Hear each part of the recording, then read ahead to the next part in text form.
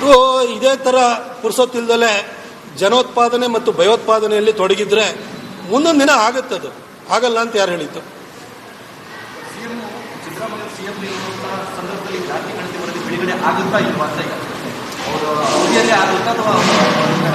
ನನಗೆ ಗೊತ್ತಿಲ್ಲ. ಸಿದ್ದರಾಮಯ್ಯನವರು 2013 ಮತ್ತು 2014 ಈ SECC ಡೇಟಾವನ್ನು ಕಲೆಕ್ಟ್ ಮಾಡಿದ್ದಾರೆ.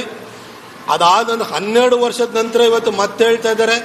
ಒಂದು ಕಡೆ ನೀವು ನೋಡಿ, ಕಳೆದ 6 ತಿಂಗಳಿಂದ ಗೃಹಲಕ್ಷ್ಮಿದು ಹಣ ಬಂದಿಲ್ಲ. 6 ತಿಂಗಳಿಂದ ಅನ್ನಭಾಗ್ಯ ಯೋಜನೆಯ ದುಡ್ಡನ್ನ ಕೊಟ್ಟಿಲ್ಲ. ಯುವ ನಿಧಿ ಅಂತ ಹೇಳಿದ್ರು, ಯುವ ನಿಧಿ ಇವತ್ತವರೆಗೂ ಪ್ರಾರಂಭನೇ ಆಗಲಿಲ್ಲ. ಅಂಗನವಾಡಿ ಕಾರ್ಯಕರ್ತೆಯರು ಇರ್ಬೋದು, ಅಂಗನವಾಡಿ ಆಯಾಗಳಿರ್ಬೋದು, ಆಶಾ ಕಾರ್ಯಕರ್ತೆಯರು ಇರ್ಬೋದು, 10,000 ರೂಪಾಯಿ ಕೊಡ್ತೀವಿ ಅಂತಂದ್ರು, ಅದನ್ನು ಪ್ರಾರಂಭವನ್ನು ಮಾಡಲೇ ಇಲ್ಲ. ಅವ್ರಿಗೆ ಕೊಡ್ಲಿಕ್ಕೆ ಹೋಗಿಲ್ಲ. ಓಲ್ಡ್ ಪೆನ್ಷನ್ ಸ್ಕೀಮ್ ತರ್ತೀವಿ ಅಂತ ಹೇಳಿದ್ರು, ಅದನ್ನು ಕೂಡ ಕೊಡಲಿಲ್ಲ. ಗೋಬರ್ ನಿಮ್ಮ ಮನೆಯಲ್ಲಿ ಸಗಣಿ ಇದೆಲ್ಲ ಅದನ್ನು ಬರೀ ಬೈ ಮಾಡ್ತೀವಿ ಅಂತ ಹೇಳಿದ್ರು, ಅದನ್ನು ಮಾಡಲಿಲ್ಲ. 48 ಅಗತ್ಯ ವಸ್ತುಗಳ ಏನು ಬೆಲೆ ಏನಿದೆಯಲ್ಲ ಅದನ್ನು ತೀವ್ರವಾಗಿ ಹೆಚ್ಚಳವನ್ನು ಮಾಡಿದ್ದಾರೆ. ಇಡೀ ರಾಜ್ಯದಲ್ಲಿ ಒಂದು ರೋಡಿಗೆ ಹಿಡಿ ಟಾರನ್ನು ಕೂಡ ಹಾಕಕ್ಕೆ ಇವ್ರ ಕೈಲಿ ಆಗ್ತಾ ಇಲ್ಲ. ಅಭಿವೃದ್ಧಿ ಕಾರ್ಯಗಳು ನಿಂತು ಹೋಗಿದ್ದಾವೆ. ಬರೀ ಟ್ರಾನ್ಸ್ಫರ್ಗಳಲ್ಲಿ MLAಗಳು ಮಂತ್ರಿಗಳು ದುಡ್ಡು ಮಾಡ್ಕೊಂಡು ಕೂತಿದ್ದಾರೆ. ಇವತ್ತು ಬೆಂಗಳೂರಿನ ಬ್ರ್ಯಾಂಡ್ ಬೆಂಗಳೂರು ಮಾಡ್ತೀವಿ ಅಂತ ಹೇಳಿದ್ರು. ಬ್ರ್ಯಾಂಡ್ ಬೆಂಗಳೂರಲ್ಲ, ಇವತ್ತು ಬೆಂಗಳೂರಿನೆಲ್ಲ ಹೋಗ್ಬಿಟ್ರೆ ಗುಂಡಿ ಬೆಂಗಳೂರು ಆಗಿದೆ. ಬೆಂಗಳೂರಿನಲ್ಲಿ ಇವತ್ತು ಟ್ರಾಫಿಕ್ ಕಂಜೆಷನ್ ಏನಾಗಿದೆ. ಟ್ರಾಫಿಕ್ಕಿಗೆ ನಾವೇನೋ ಒಂದು ಮಾರ್ಗವನ್ನು ಹುಡುಕೊಡ್ತೀವಿ ಅಂತ ಹೇಳಿದ್ರು. 2 ವರ್ಷ, ಮುಂದಿನ ತಿಂಗಳು 20ನೇ ತಾರೀಕಿಗೆ 2 ವರ್ಷ ಆಯಿತು. ಏನು ಮಾಡ್ತಿದ್ದಾರೆ? ಕನಿಷ್ಠ ಹಾಫ್ ರಿಂಗ್ ರೋಡ್ ಆಗಿದೆ ನೈಸ್ದು, ಅದನ್ನು ಕಂಪ್ಲೀಟ್ ಮಾಡೋಕ್ಕೆ ಹೋಗಿಲ್ಲ. Outer peripheral ring road 4 packages ಇದೆ, ಒಂದೇ ಒಂದು ಪ್ಯಾಕೇಜ್ ಕಂಪ್ಲೀಟ್ ಆಗಿರೋದು, ಅದರ ಲ್ಯಾಂಡ್ ಇಕ್ವೇಷನ್ ಇಲ್ಲ. DK ಶಿವಕುಮಾರ್ ಅವರು ಮಾತ್ರ ಓತಪ್ರೋತವಾಗಿ ಮಾತಾಡ್ತಾನೆ ಇರ್ತಾರೆ. ಆಯಿತು, ಇಲ್ಲಿ ಆಕ್ಯುಪೆನ್ಸಿ ಸರ್ಟಿಫಿಕೇಟ್ ಎಲ್ಲ ಬಿಲ್ಡರ್ಸ್ನ ಹತ್ರ ಹೋಗಿ ಕೇಳಿ. ಈಗ ಕೆಂಪಣ್ಣ ಆ ಮನುಷ್ಯನೇ ಇವ್ರ ಭ್ರಷ್ಟಾಚಾರವನ್ನು ನೋಡ್ಬಿಟ್ಟು ಸತ್ಯ ಹೋಗ್ಬಿಟ್ಟ ಮನುಷ್ಯ. ಇವತ್ತು ಆಕ್ಯುಪೆನ್ಸಿ ಸರ್ಟಿಫಿಕೇಟ್ ಕೊಡಬೇಕಾದ್ರೆ 1 ಸ್ಕ್ವೇರ್ ಫುಟಿಗೆ ಎಷ್ಟು ಚಾರ್ಜ್ ಮಾಡ್ತಿದ್ದಾರೆ? ಇವತ್ತು ಯಾವುದೇ ಬಿಲ್ಡರ್ಸ್ ಇದಾರಲ್ಲ ಅವ್ರು ಹೋಗಿ ಕೇಳಿ, ನೀವು 100 ರೂಪಾಯಿ ಚಾರ್ಜ್ ಮಾಡ್ತಾ ಇದ್ದಾರೆ. ಯಾರಿಗೆ ಹೋಗ್ತಿದೆ ಈ ಟ್ಯಾಕ್ಸ್? ಈ ಥರ ಪರಿಸ್ಥಿತಿ ಬಂದಿದೆ.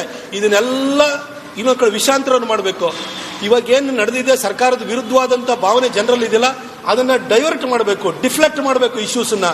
ಇನ್ನೊಂದು ಕಡೆ ಮೂಡ ಹಗರಣ ಇರ್ಬೋದು, ಅಲ್ಲಿ ಸೈಟ್ ತೊಗೊಂಡು ಸಿಗಾಕೊಂಡ್ರು. ವಾಲ್ಮೀಕಿ ಹಗರಣ ಆಯಿತು.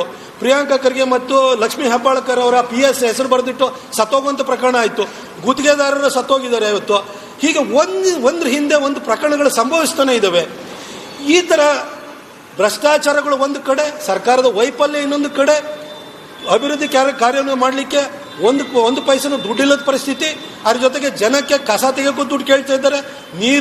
ನೀರಿನ ಬೆಲೆನೂ ಕೂಡ ಜಾಸ್ತಿಯನ್ನು ಮಾಡ್ತಾ ಇದ್ದಾರೆ.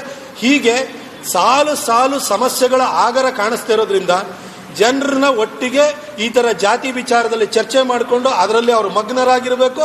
ಇವರು ಸರ್ಕಾರದ ವೈಫಲ್ಯದ ಬಗ್ಗೆ ಯಾರು ಮಾತಾಡಬಾರ್ದು ಅನ್ನೋದಕ್ಕೆ ಇದೊಂದು ಮೋಡ ಸಾಪರಂಡಿ.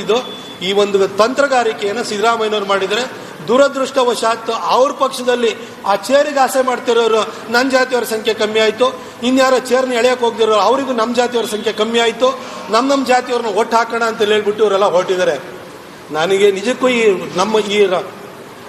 ನಾಯಕರುಗಳ ಮನಸ್ಥಿತಿ ಏನಿದೆಯಲ್ಲ, ನಮ್ಮ ಸಂಖ್ಯೆ ಕಮ್ಮಿ ಆಯಿತು ಅಂತ ಹೋರಾಟ ಮಾಡ್ತಿದ್ದಾರಲ್ಲ, ಅವ್ರ ಬಗ್ಗೆ ಅಯ್ಯೋ ಅನಿಸುತ್ತೆ.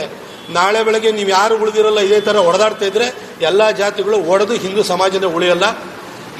ಸಿದ್ದರಾಮಯ್ಯನವ್ರನ್ನ ಇವತ್ತಾದ್ರೂ ಕೂಡ ಅವರ ತಂತ್ರಗಾರಿಕೆಯನ್ನು ಅರ್ಥ ಮಾಡಿಕೊಂಡು ಫಸ್ಟು ನಿಮ್ಮ ಪಕ್ಷದಲ್ಲಿ ಈ ರೀತಿ ಅವರು ಜಾತಿ ಗಣತಿಯನ್ನು ಹೊರಹಾಕಿ, ಅದು ಸ್ಯಾಂಪಲ್ ಸರ್ವೆ ಮುಖಾಂತರ ಮಾಡಿರುವಂಥ ಜಾತಿ ಗಣತಿಯನ್ನು ಹೊರಗಾಕಿ ಹಿಂದೂ ಸಮಾಜನ ಒಡೆಯುವಂಥದ್ದನ್ನು ನಿಲ್ಲಿಸಿ ಅಂತ ನಾನು ಕೇಳ್ಕೊಳ್ತೀನಿ.